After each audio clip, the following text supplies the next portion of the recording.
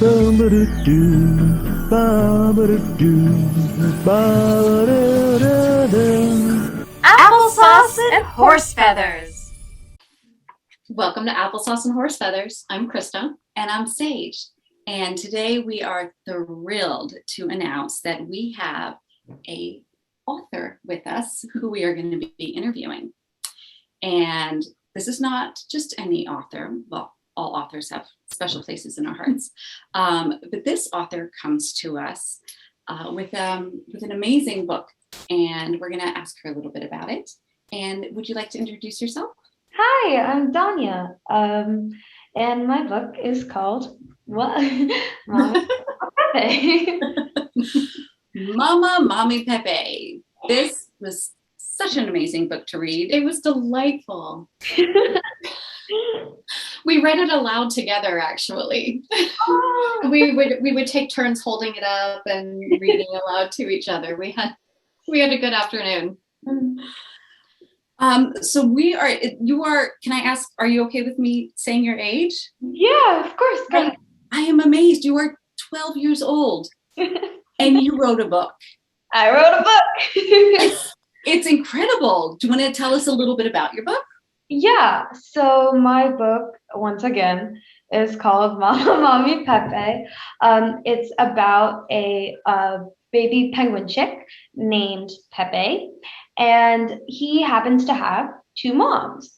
And at first, his classmates and peers don't really understand. Their like minds are blown. They're like, "Whoa, two moms!"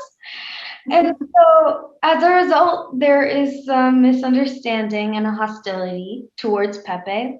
But the whole point of the book is Pepe teaching his classmates and the readers of the book that having same-sex parents is totally okay and totally normal. It is. It's such a wonderful message, and children can be so harsh, I think, to other kids, especially if there's any kind of a difference. Yeah. Have you ever experienced any sort of bullying yourself? Oh gosh, yeah. So when I was little, I had a small difference in my skin, which was caused by like lack of melanin in certain places. And so, because my skin was patchy when I was young, people would think, oh, you're infected and oh, you're gross, nasty. Obviously, it's gotten better as I've aged, but those words were harmful. But I think the thing with kids is that they're a lot, they don't realize that their words can hurt that much.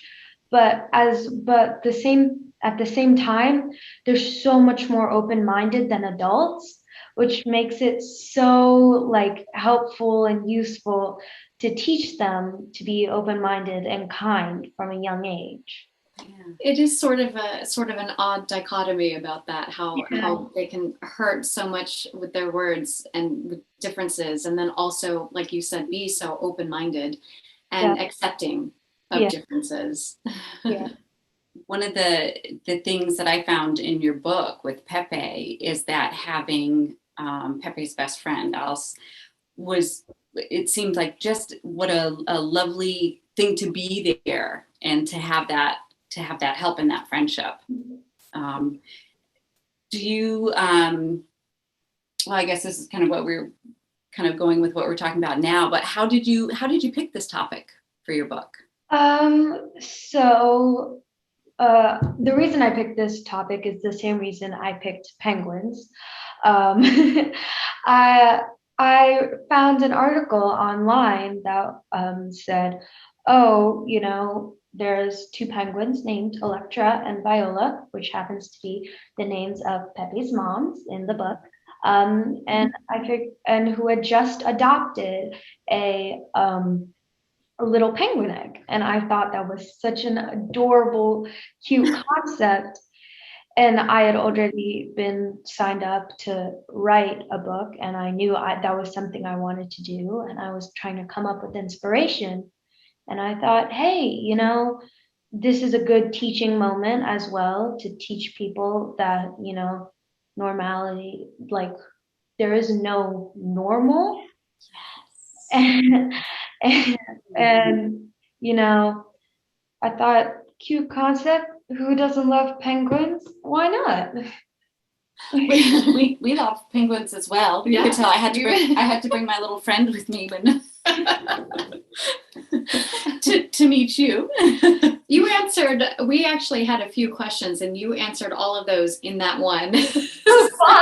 Sorry. We wanted to know about the inspiration and why you chose penguins. Oh, God. Sorry. And you talked about Electra and Violet, and we wanted to know who they were, and you got it all in there. We do have a one pressing question. What is your favorite breakfast? This might be a little bit off topic, but Pepe in the book has a favorite breakfast, which speaks to me as well. And we wanted to know if you had a favorite breakfast. Gosh. Okay. Well, where I live, there's this really quaint little like breakfast town that's like breakfast store that's been there since like the 60s or so. And they have this thing called red velvet waffles. And they have like a cream cheese glaze and everything with berries. It's amazing. It's heaven sent. Red velvet waffle. I love a good red velvet cake. So, and I love waffles. Yes. It sounds like the perfect marriage. You got to really want your sugar in the morning, though. That's why you always get like the filling things at breakfast for brunch, because brunch is the best combination of all things. Yes, it's hard to argue with that. So we were also wondering, there's mention of a particular singer in the book, and I believe that the singer in the book is Lady Gentoo. Am I pronouncing it correctly? Yes, Gentoo. Gentoo. Tell us about Lady Gentoo. Yeah. So she may or may not have been based on the biggest gay icon of all time, Lady Gaga. I was just, at that time, I was just starting to get into like 2000s music and whatnot. Mm-hmm. And so I obviously, as a byproduct of exploration into 2000s pop music, I obviously got into Lady Gaga. Of course. And after listening to her Born This Way and her other music and like Judah and all that, and doing more research into her and listening to her present music, I came to two conclusions. Number one, that she's an incredibly awesome person. And number two, she actually did a lot for the LGBTQ community by helping them, donating them, activism work, as well as many other things. And I figured, why not pay homage to the LGBTQ anthem that is Born This Way, Yes. And so I was looking. I love that. You wrote lyrics for a song in your book as well. Yeah. Is that to the tune of Born This Way? Oh gosh, I'm not sure. When I wrote that, I tried to sing it to Christa that way, and it didn't go as well as it did in the book. So we're gonna leave it to you in your book, because I think you do an amazing thing in it. Yes. That was wonderful. I'm looking at the page with this song right now, and just what you said in the activism and wanting to bring light to other things really is, for me, I think, just a beautiful thing. And it seems like you have a lot of other interests and things that you are passionate about, and activism work, which is pretty incredible at this age. And is there anything in that you have an idea for a next book, or do you plan on doing another book? I definitely think I want to write another book. It was just a really, really great experience overall. You know, Miss Ish, who helped me write the book, she helped me so much, and she made me really enjoy the process. My illustrator, Yulia Zuravel, she really brought the book to life with her illustrations, and just watching her like draw those things and They're like adorable. These illustrations are just, I don't know. Yeah. uh, they We just loved them. yeah, they look exactly how I imagined. And even my editor, like Kristen, I thought editors were these big mean people with like glasses who are gonna yell at me. But she helped me a lot, and I really like the book. I definitely want to write another book. My next book, I might do something on gender expression or gender identity. That might, but yeah. Oh, well, and here I thought you might tackle climate change next. Oh You God. talk about that in the book. I was so wrong. Gosh. Uh, there's so much time and so many opportunities. Maybe that'll happen too. Yeah. I love that. I absolutely love that. Well, I think we're kind of coming close to an end. Is there anything, what was the biggest lesson that you learned from this experience in this book? Just like children are mysterious creatures, man.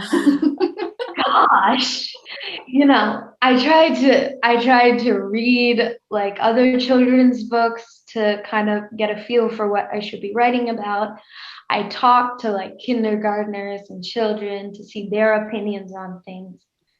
And they're so complex. Like we don't give them enough credit for that. You know, like all of the things like going on in their little brains, like it's nice to be able to even comprehend it. So just being able to like make something for them, I feel oh so honored. I feel that goes for you as well, that adults probably don't give you're at your age, the benefit of the doubt, or realize that you understand far more than we give you credit for. And I've constantly impressed by the generation coming up and the generation before you as well, at the emotional maturity. I'm just flabbergasted every time I read something or watch something. I'm just like, this is amazing.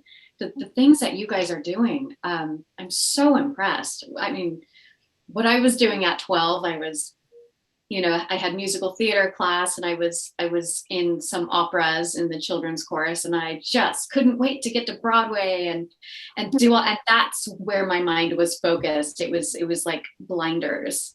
I didn't also realize that there was so much more out there. For me, it was just tunnel vision. But that's not the way your generation is, and I love that. Yeah, we get so much more exposure now, like with the rise of social media and like online news. And it pays to be more aware nowadays because, there are these oh so big ever looming problems. And like at some point, some kids don't even get to be kids anymore. And in places where like even when if they're like single parent or absentee parents, they're being forced to grow up, and like an important part of being a kid is being a kid. It's great to be aware of things, but like still going outside and playing in parks and all that is Yeah. a valuable part of. So speaking of that, you have created this wonderful picture book about a boy and his two moms. And we are also, I don't even know how to, we've come to a point again in our society where parents and educators are wanting to get rid of books, burn the books. because Yeah. they don't say the things that they want to Mhm. say. Mhm. Your book would fall under something like that. How does that make you feel? You know, I think it's simply a lack of understanding. I'm just writing a book about a penguin with two moms who are also penguins. And I want my book to have a big impact. And if some little kid whose parents may not have exposed him to such things at that time stumbles upon this book and is a little nicer to that kid next door who has two moms, that's perfectly fine. And burning these books, I think it's just there's a sense of fear, and I don't think we need to have that sense of fear yet, and not in a topic where it's just a kid with two moms or two dads, or even one mom or one dad. Mm-hmm. It's like Lin-Manuel Miranda said, love is love is love is love is love. And you hit the nail on the head when you said it's just fear. People are afraid of what they don't know, of the unknown, or the difference between them, even though I don't understand it. But I think you said before that you hope that this was what you were doing is it was a gift for younger kids. And I think it is also a gift for anyone that is able to pick this up and read it, for the kids' parents, for anyone, for me, for Christa, anyone who reads this book will go away a little bit more, I feel a little bit more full. And I'm really glad that this is out there, and I'm so grateful for you and for your voice, and just thrilled and honored really to be here with you and to speak with you. Truly. Thank you so much. Thank you. It's amazing. I'm going to get some for my nieces and nephew. So. For Christmas. Yes. Yeah. Well, okay. What? You're going to be getting these books for your niece and nephew? I am. When I can, as soon as I can. Can we? Okay. Can we? You can. I think we can. Yes. So, breaking news. Your book is being published as we speak. Yes. And we will make sure that we have a link to where you can purchase it. And you did not self-publish this book. This book is being published. This is amazing. And yes, you are now officially a published author. And it's pretty incredible. Congratulations. Check that off the list. Thank you so much. And thank you to Fiery Blossom Creations for allowing me to publish this book. Yes, absolutely. Thank you. I do you have anything else you would like some last words before we end this evening? No, I'm not sure, but just look up Mommy Mama Pepe on Amazon, and who knows, it might come to a bookstore soon. And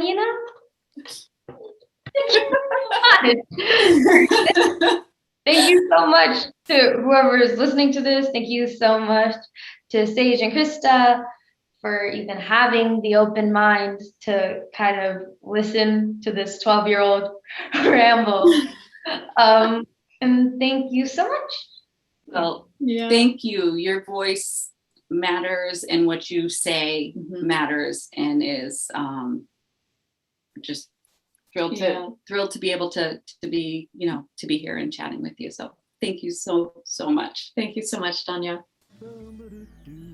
Thank you so much for watching this episode of Applesauce and Horsefeathers. Meet the author. Stay tuned next month. We've got another young author to introduce you to. Ba-ba-da-doo, ba-ba-da-doo, ba-da-da-da.